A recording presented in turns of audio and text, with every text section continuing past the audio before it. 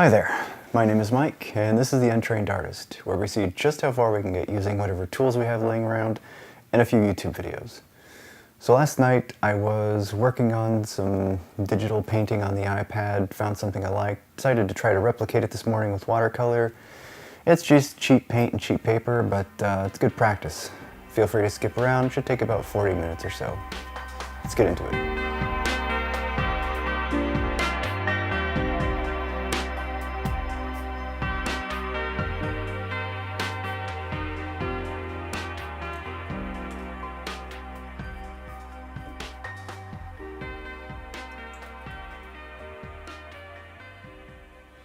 So today this is going to be a fairly simple piece. I just wanted to practice another landscape. I find them more difficult than just about anything else right now, so I'm really trying to lean into it.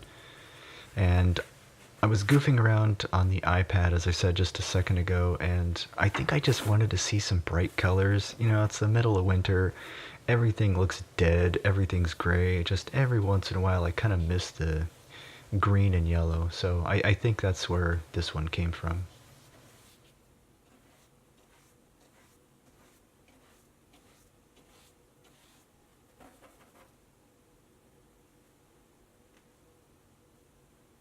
I'm going to start calling this view the dust cam because every time it switches to this angle, that's all I see is just dust floating around. I get irritated at the stupidest stuff.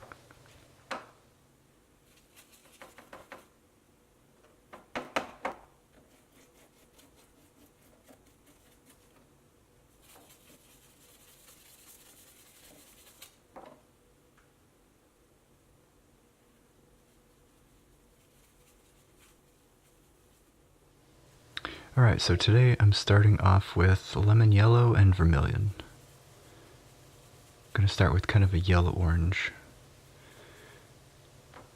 And the paints I'm painting with at the moment are, I believe it's pronounced Daler and Rowney. Daler, Rowney, whichever. Very inexpensive.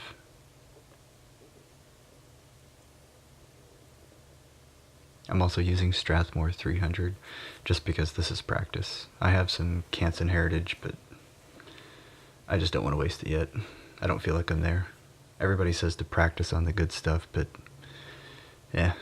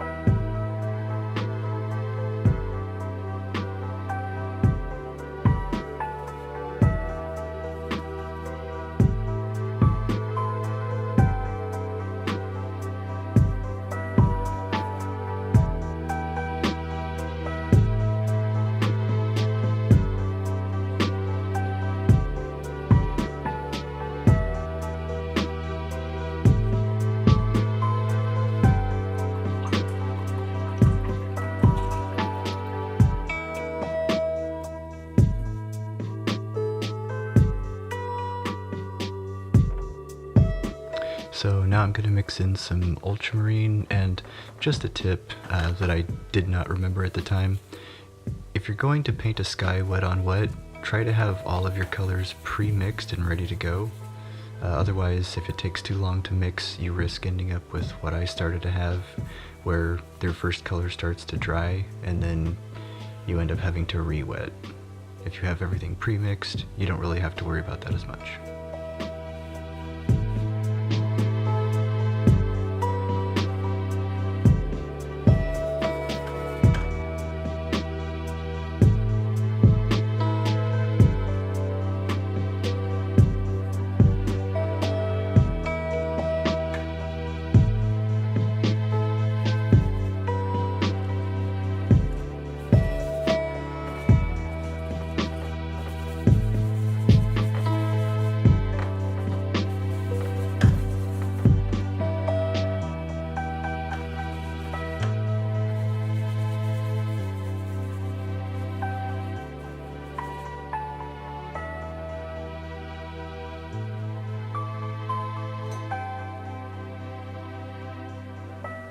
Now I'm just going back over with some more ultramarine just to kind of double down, just because it was already a little bit too light. I could tell by the time it dried it was going to be much more light.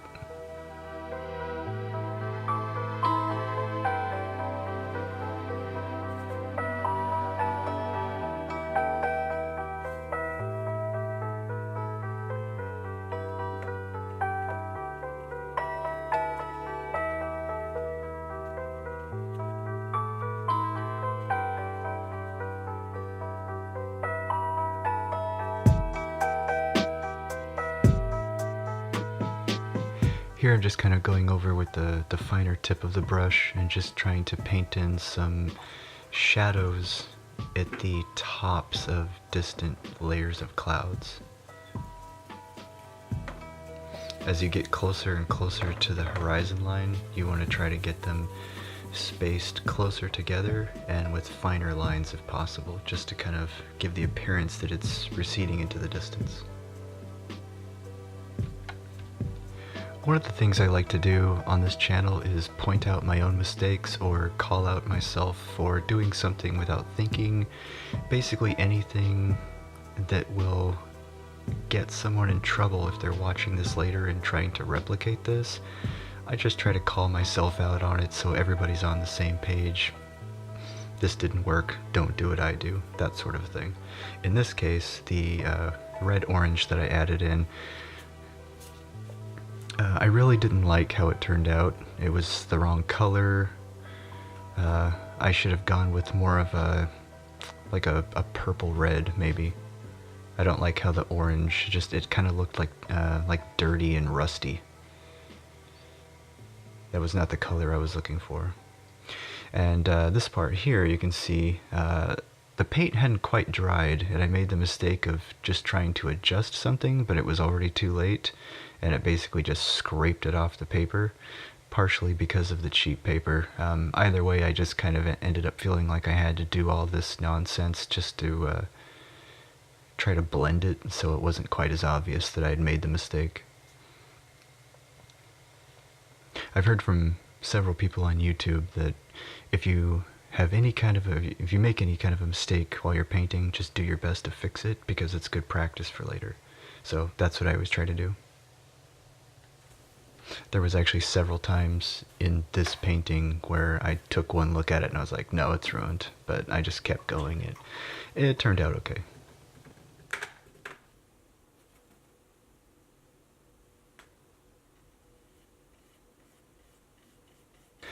Right here, I'm just going over with water on the brush, trying to blend some of the roughage back into something a little bit more smooth that fades into the background just a little bit better.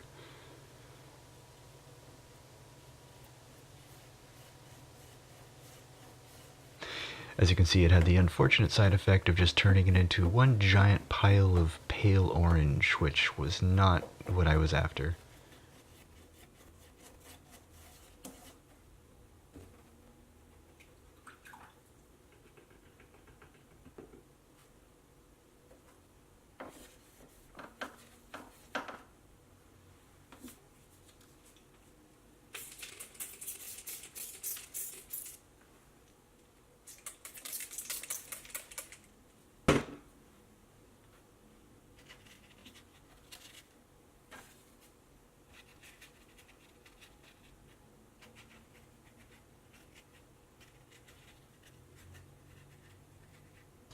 And this is just more ultramarine blue. Later I'll be adding a little bit of mauve, like purple kind of a color, just because I wanted to get that deep rich purple from like the upper sky color.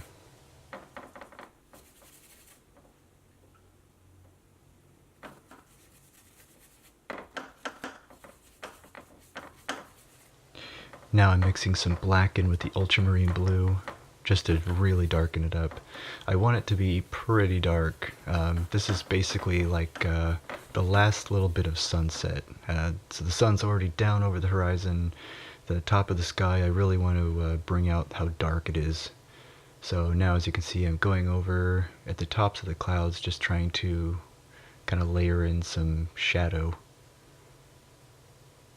if you're not used to painting sunsets, if the sun is down at the horizon level, then the clouds are going to be above. The parts of the clouds that are not letting the sunlight through, that's going to be where the shadows are. So if the sun's lower than the clouds in this perspective, then the shadows are going to need to be at the tops of the clouds rather than the bottom. So now I've gone through and I've put a lot more water on the brush. I really don't think there should be any black left on the brush. I think this is just water.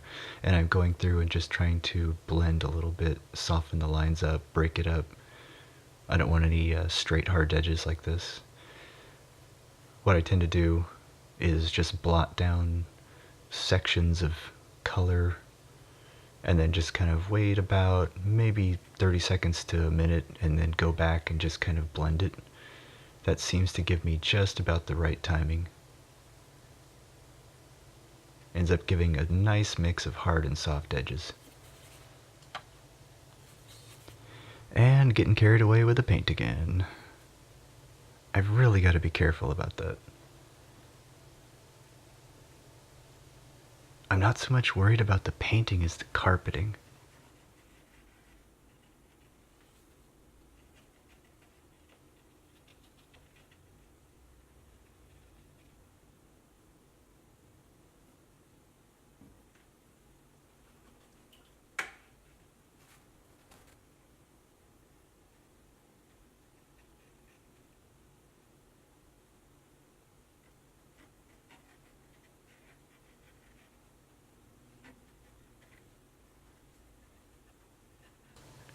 I had 4 cameras running on this.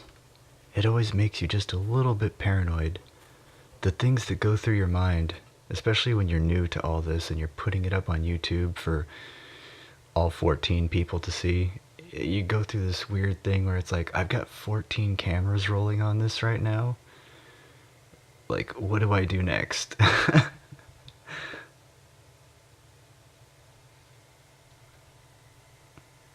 There's so much pressure.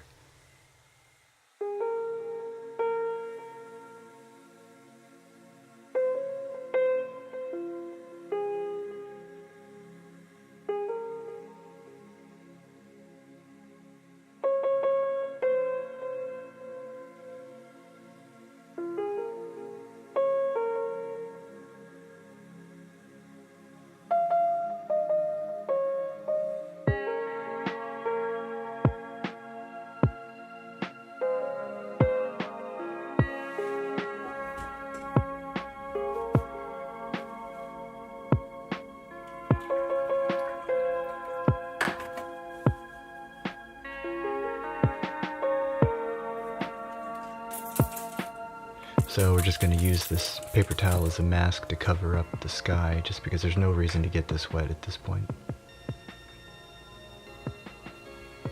I don't know why I didn't just use a brush the entire time. Sometimes I just try to be fancy.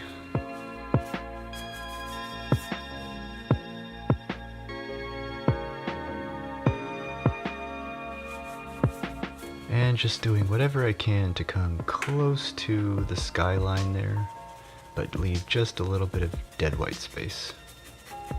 Always makes the horizon pop out just a little bit more when there's a little bit of a like a gap between everything.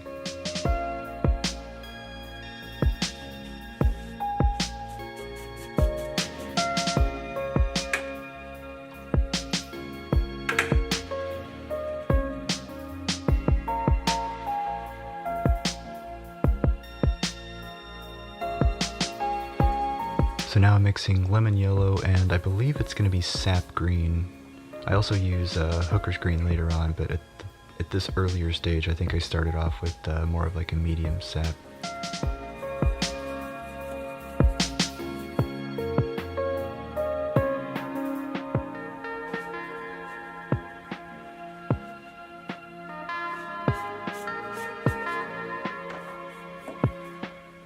I'm starting in the middle just because that's going to be where most of the brighter greens are going to be. There's going to be, basically, there's no sun in the in the painting. It's going to be behind the, like, underneath the horizon line. But most of the light is going to be kind of coming straight through the center, shining up onto the hills. So the whole middle section and some of the left corner are basically going to be kind of more of a bright yellow green, you know, just kind of like what's left of golden hour, that kind of thing. And everything else is going to be mostly in shadow.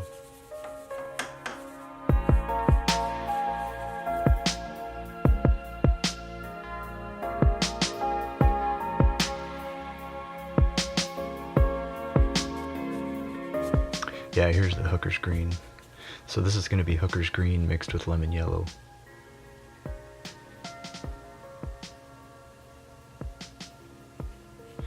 And the two spots up near the horizon there, I'm just kind of starting to lay in a little bit of color for what's going to later be distant hills. And I also kind of wanted to keep some water on it, just because I know I'm going to need to be charging darker colors into it, and I don't want it to dry yet.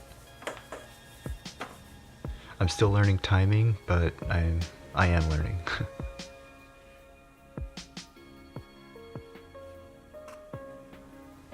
Just a quick note, there are several really talented watercolorists on YouTube who really seem to have taken hold of the loose style, and I'm so jealous because my brain just will not let me do that. I have to do it like if when you watch The Hill, I basically have to like sculpt everything. I don't know if it actually helps or not, but like I'm a little OCD. I basically have to. I've tried doing in fact, you'll see it later on the terrible, terrible trees that I make. I try a little bit of a loose style. It's actually a mix of laziness and a quote loose style.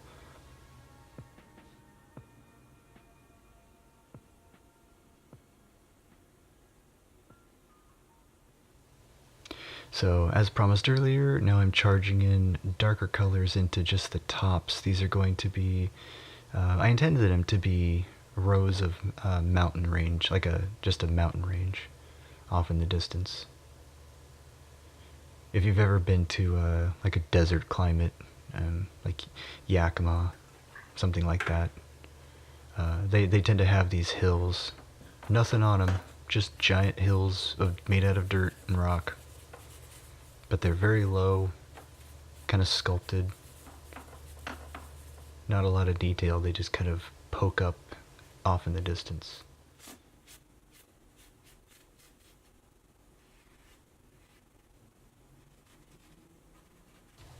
As you can see here, just putting in the shadow, the hill at the forefront here is actually going to be sloping back and down. So most of this is going to be in shadow. There's going to be a patch of trees off on the left there. That's also just kind of putting in charging in some black with dark green. I believe that has some hooker's green in it as well, just for some cooler, distant tones. And I just keep charging in more and more, just trying to keep everything at the very top.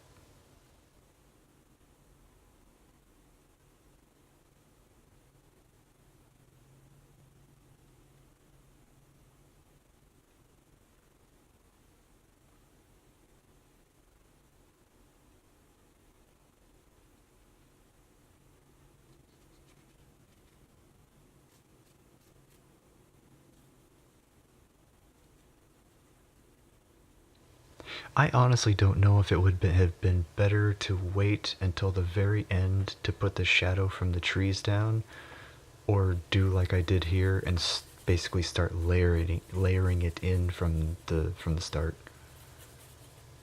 I feel like this caused too many layers and it made the shadow difficult to read. And if I had just put it in as one or two kind of carefully edged layers at the very end, it might have been more realistic.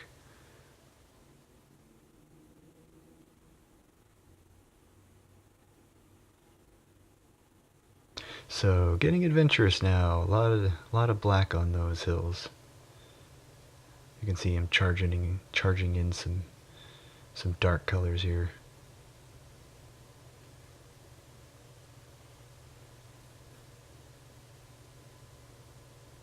then I'm gonna mess it up by doing this.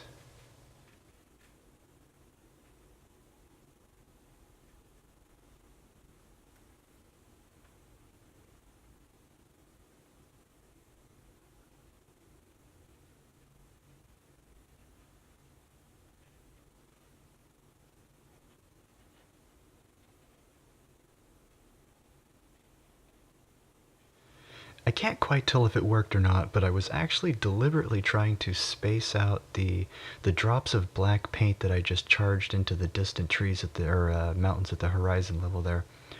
I'm trying to space the drips far enough apart that they don't quite blend seamlessly into each other, and it leaves a little bit of a light gap between the two.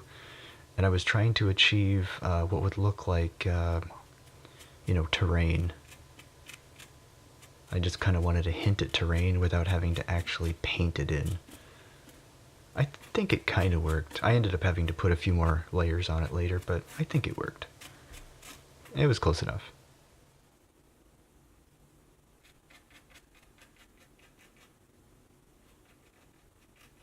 And this is something else. I'm not entirely sure if it works very well, but I've been doing this more and more lately.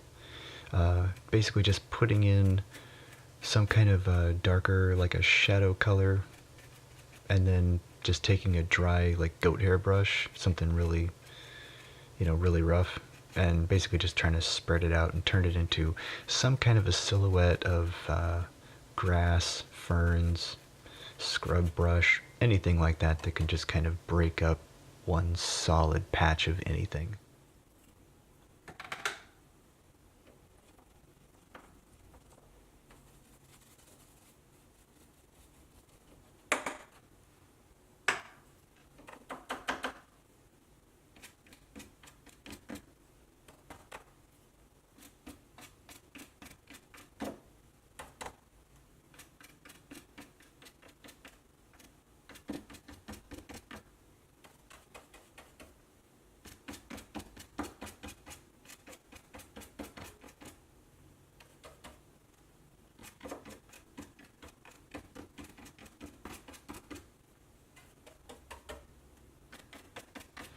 I think it's a funny insight to the way my brain works that I feel like I'm supposed to be watching this and like seeing somebody paint, but my eyes keep getting drawn to the napkin down below with all the bright fun colors on it.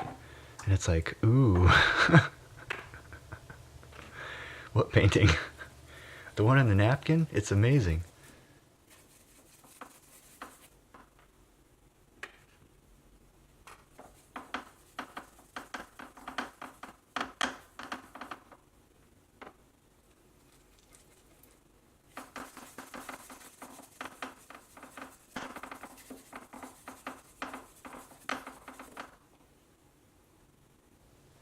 So at this part, I'm going to lay down some lemon yellow and I believe it's sap green, just because this is supposed to be the kind of sunlit part.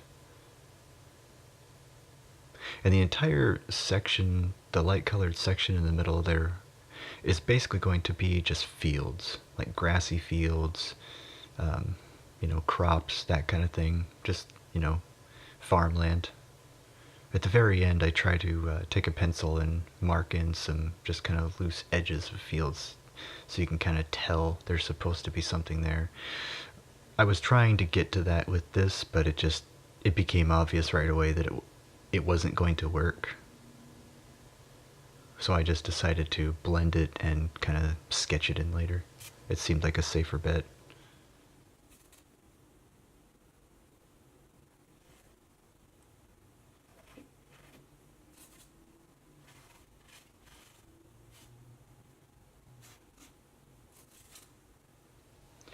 And then we're gonna just block in some nice murder grass. It's just some nice happy murder grass. If you're not a gamer, you probably don't know what murder grass is. Murder grass is, in video games, there's grass that's just tall enough to let you duck down and basically sneak up on enemies. It's basically put in specifically to allow you to sneak up and murder people. I call it murder grass. Because why wouldn't you?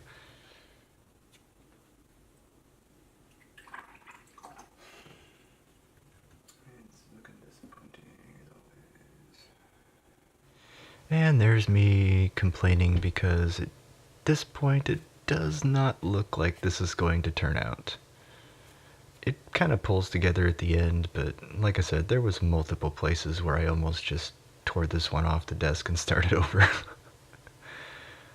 Always try to fix your mistakes just for practice. You never know if it's going to turn out.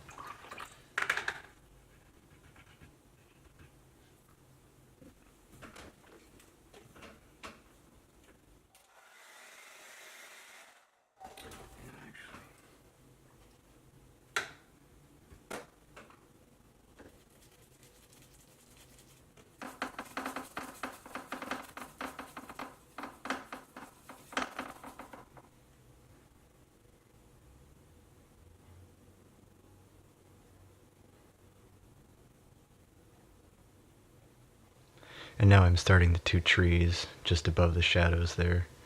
I started way too light. Really, this was supposed to be the kind of undercoating with the brighter yellow colors, just kind of leaves catching sunlight, that kind of thing. And then pretty much everything on top of that's going to be dark. And then I'm doing pretty much the same thing on the top of this, the crest of this hill here, because that's going to be the kind of front edge that's still catching just a little bit of that sunlight.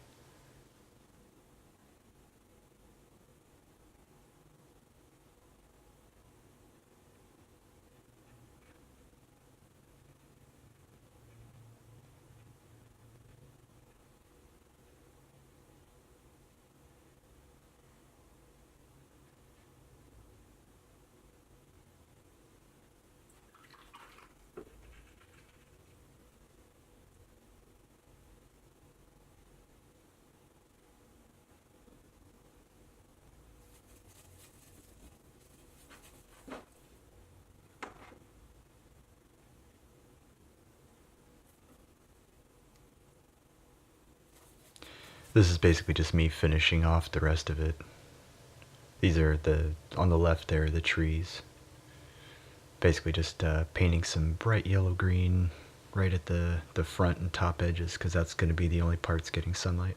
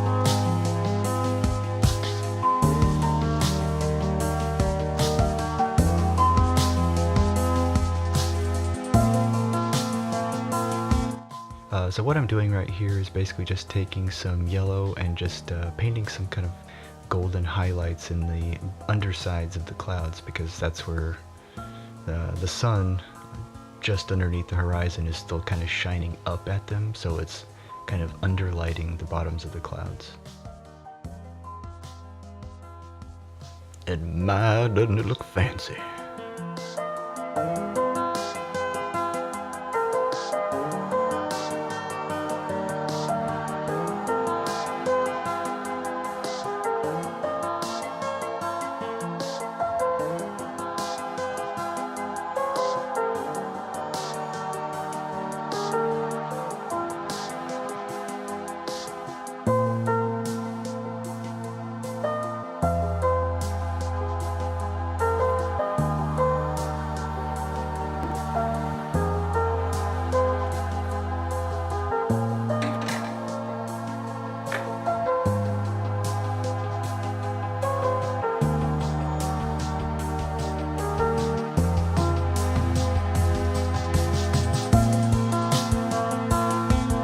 And again, just laying down small blocks of color, letting it dry just a little bit, and then going back over it and just trying to blend a little bit. Trying to get those hard and soft edges.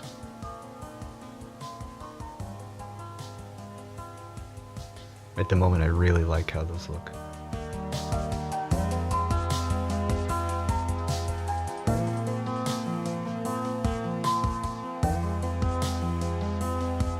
As a perfectionist, I'd like to point out that the sky looks okay. Like, there's parts of it that I genuinely like. The one thing I really I can't get behind is that cloud at the top.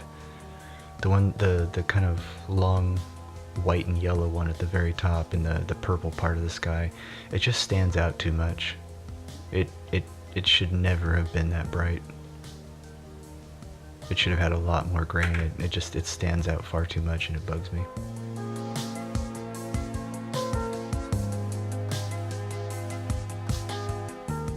Now I'm gonna add some mauve to what was left of the ultramarine and the black. So this is gonna get a very dark color with a lot of blue and purple. Just trying to layer up some darker colors and get a little bit of distance on those mountains back there. And I don't know if you can tell, but the brush has just a little bit of a knife edge on it at the moment, and I'm just kind of rolling it back and forth in my fingers and just kind of dabbing down, and I'm trying to get a specific effect. I'm basically just trying to put down multiple kind of repeating knife edges at angles, just kind of rocking it back and forth, just trying to simulate mountain terrain off in the distance.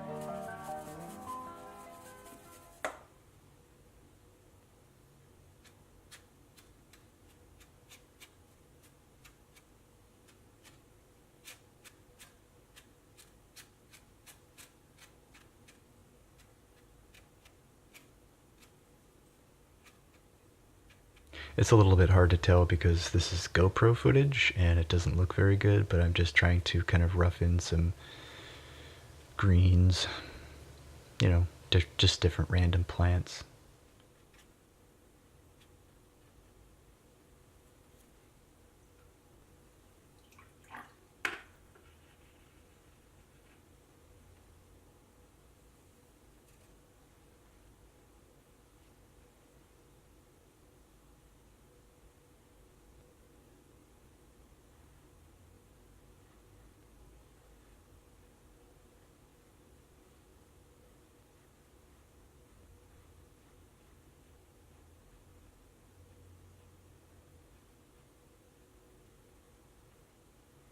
This is one of my few cringy mistakes in this one. There's usually a few.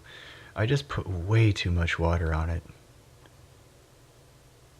I mean, I did the thirsty brush technique and tried to pick up some of the water right there, but it really didn't do much. I was trying to block in a field with, you know, hard edges, and the water just got away from me.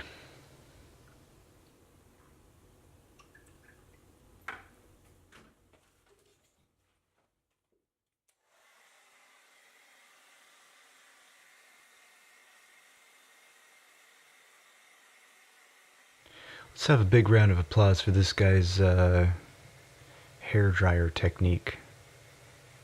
Very nice, very nice.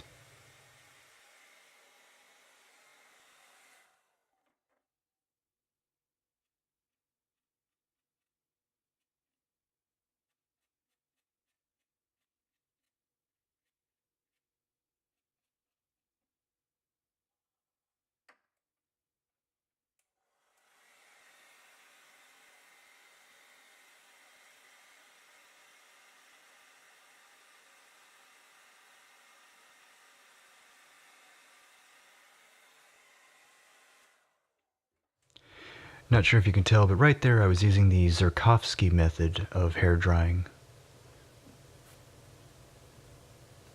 Just nothing else beats it.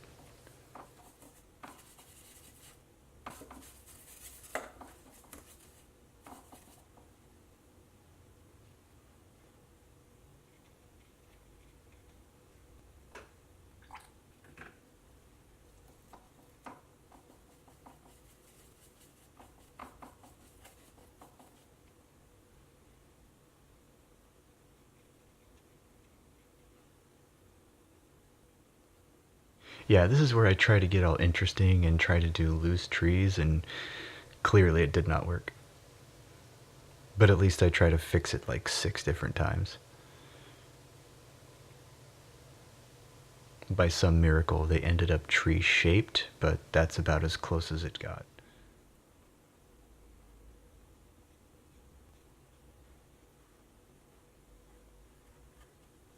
I've had multiple people tell me that I'm just way too hard on myself, but I think it's worth it to point out mistakes. Especially on the off chance, and I hope this isn't actually true, but on the off chance that anybody's watching this down the road and trying to learn something, really the takeaway is like, those trees, don't do that. Do something else.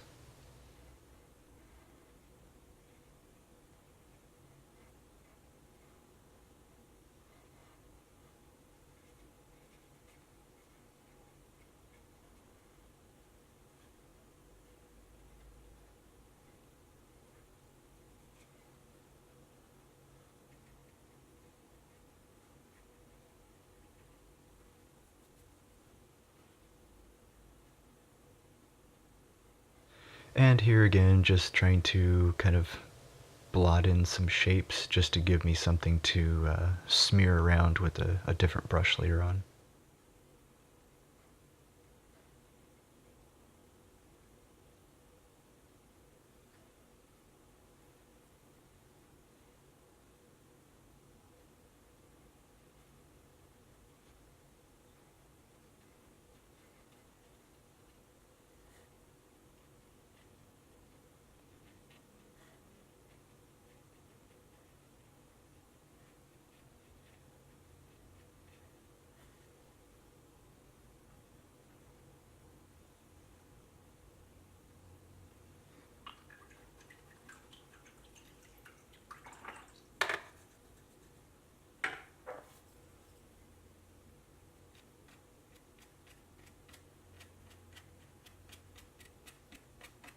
Sometimes this technique works and sometimes it doesn't.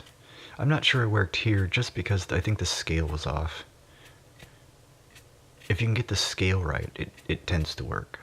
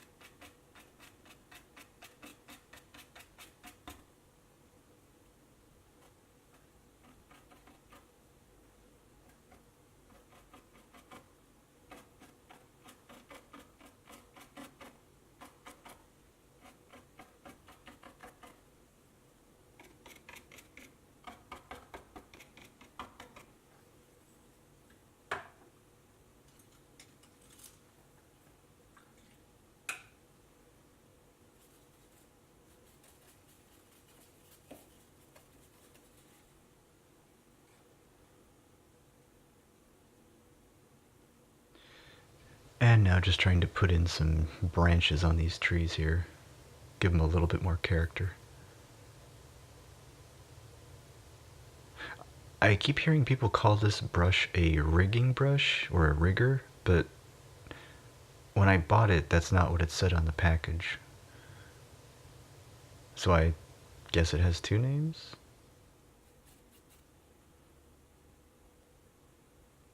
I actually have a lot of difficulty controlling this brush. I think I got one that's a little bit too long. Just the bristles are a little bit too flimsy. I don't know, it just doesn't suit my style, I guess. I've seen other people use them to great effect. I can't seem to pull it off yet.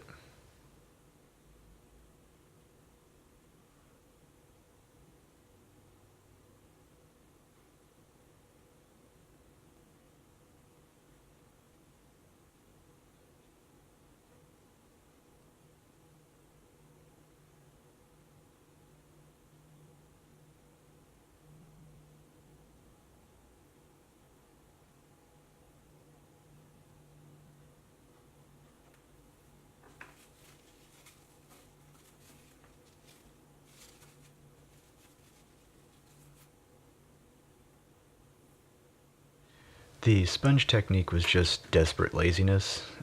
If I'm being honest, at this point I was getting kind of bored of this picture and I'd been sitting too long and just kind of wanted to be done with it, so I was willing to try just about anything to get better texture without having to do yet another layer of these trees.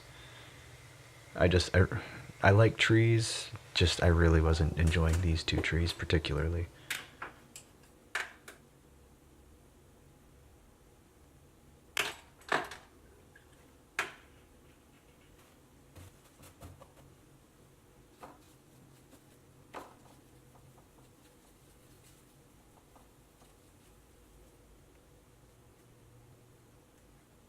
And then if I remember correctly, this is mostly a lot of black with some hooker's green. I just decided, yeah, we're done with this, and just basically started putting pure black down.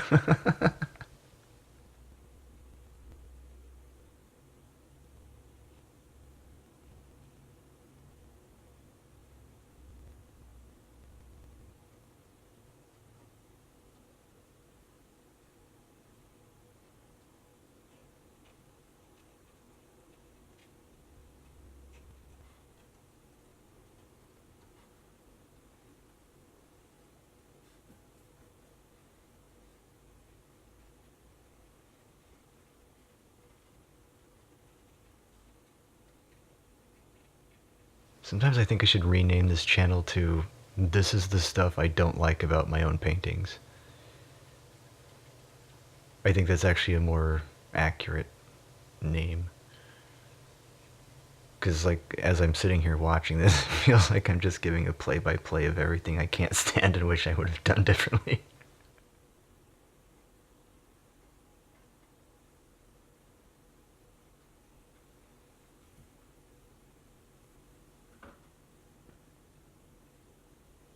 But man, that napkin, that looks amazing. Worth it.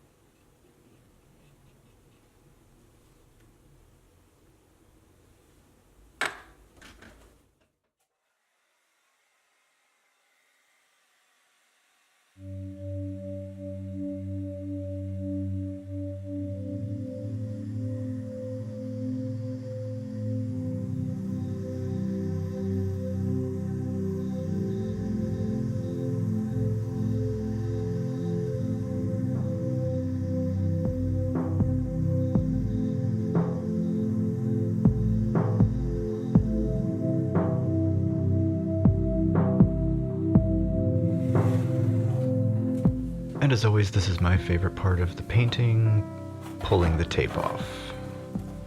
I just love the clean white lines. just so precise. Gives me chills.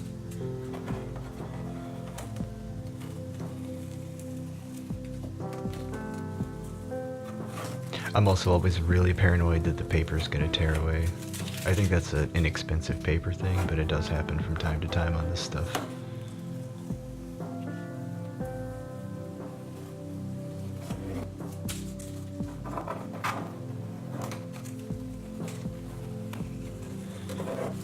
And there it is. I have no idea what it's called, but there it is.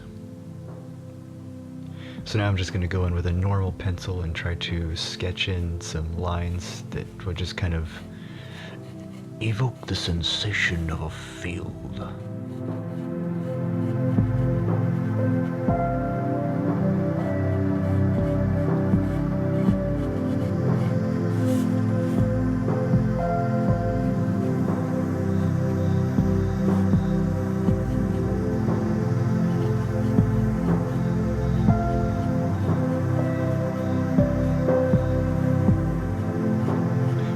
I knew for a fact I would not be able to pull this part off with the paintbrush, so I basically had to wait till the end and do it with the pencil because I figured I could pull that off. I just don't have enough control over paint yet. Pencil, I can handle a pencil.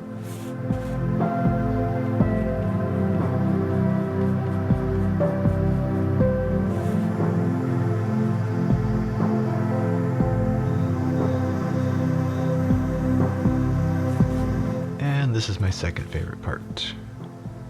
Everything that goes on the back.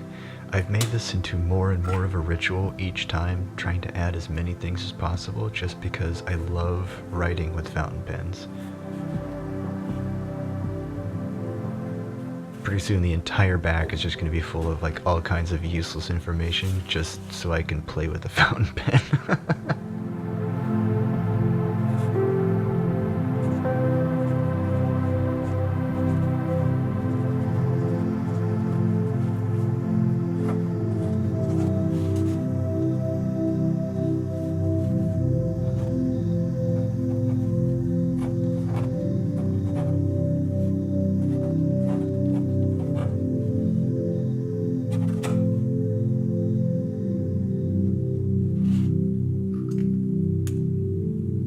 Alright, and we come to the end of the video. If you've stayed this long, I appreciate it. Thanks for watching.